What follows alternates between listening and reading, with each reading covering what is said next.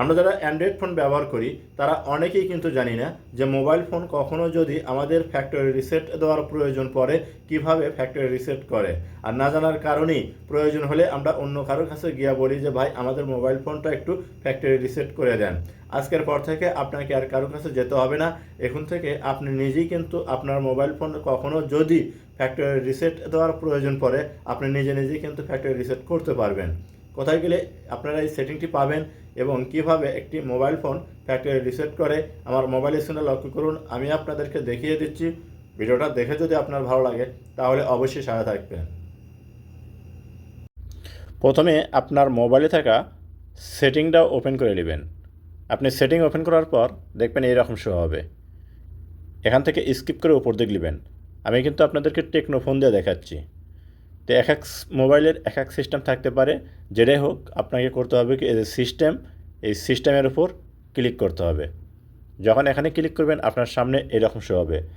এখান থেকে পাবেন হচ্ছে রিসেট ফোন, এই লেখাটার উপর একটা ক্লিক করবেন, এইরকম শো হবে। এখান থেকে দেখুন এই যে লেস অল ডাটা, এখানে ক্লিক করবেন। এখানে ক্লিক করার পর আপনার সামনে এইরকম শো হবে। আর অবশ্যই আপনাদেরকে কিন্তু একটা কথা খেয়াল রাখতে হবে, যখন আপনি ফ্যাক্টরি রিসেট করবেন আপনার মোবাইল ফোনের সমস্ত কিছু কিন্তু ডিলিট হয়ে যাবে। তাই এই ফ্যাক্টরি রিসেট করার আগে আপনার ফোনের যে ব্যাকআপ অপশনটা আছে সেই ব্যাকআপ অপশনটা আপনারা চালু করে রাখবেন।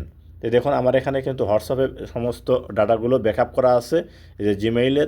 এর কারণে আমি যখন আপনার এই যে রিসেট দেবো ফোনটা, আমার সমস্ত ডাটাগুলো কিন্তু আবার যখন এই জিমেইল লগ ইন করবো সঙ্গে সঙ্গে কিন্তু সব ডাটাগুলো আবার ফোনেতে আমি ফিরে পাবো।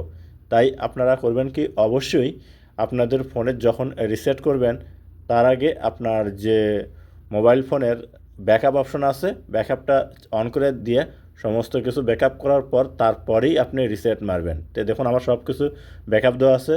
এই যে ইলিশ অল ডাটা, এখানে ক্লিক করবেন। যখন এখানে ক্লিক করবেন আপনার মোবাইল ফোনের যে পাসওয়ার্ড আছে, পাসওয়ার্ড হোম স্ক্রিনের পাসওয়ার্ডটা দিয়ে দিবেন।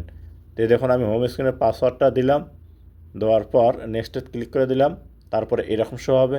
এখন দেখুন এখানে লেখা আছে কি ইরেজ অল ডাটা পার্মানেন্টলি, অর্থাৎ সব কিছু কিন্তু ডিলিট হয়ে যাবে। তো আমি এখান থেকে এই অপশনটার উপর ক্লিক করলাম। ক্লিক করার পর দেখবেন ফোনটা কিন্তু আপনার রিসেট হওয়া শুরু হয়ে যাবে। এই যে দেখুন আমার ফোনটা কিন্তু রিসেট হচ্ছে। তো এইভাবেই আপনার ফোন কখনো যদি দেখেন ডিস্টার্ব করতেছে বা ফোন মেমোরি ফুল হয়ে গেছে, কোনোভাবে আপনি আর সমাধান দিতে পারতেছেন না, তাহলে আপনি করবেন কি ফোনটা রিসেট দিবেন। আর অবশ্যই ডাটাগুলো সম্পূর্ণ ব্যাকআপে রাখবেন, তাহলে আপনার কোনো কিছু আর হারাবে না। তো এই ছিল আজকে ভিডিও টিউটোরিয়াল। ভিডিওটা দেখে যদি ভালো লাগে অবশ্যই সাথে থাকবেন। তো রিসেট দেওয়ার পর দেখবেন অটোমেটিক ফোনটা অন হয়ে যাবে। এরপর এখান থেকে আপনি করবেন কি ল্যাঙ্গুয়েজটা সিলেক্ট করে দিবেন, যে ইংলিশ, এই ল্যাঙ্গুয়েজটা সিলেক্ট করে দিবেন। আপনার সামনে এরকম শো হবে।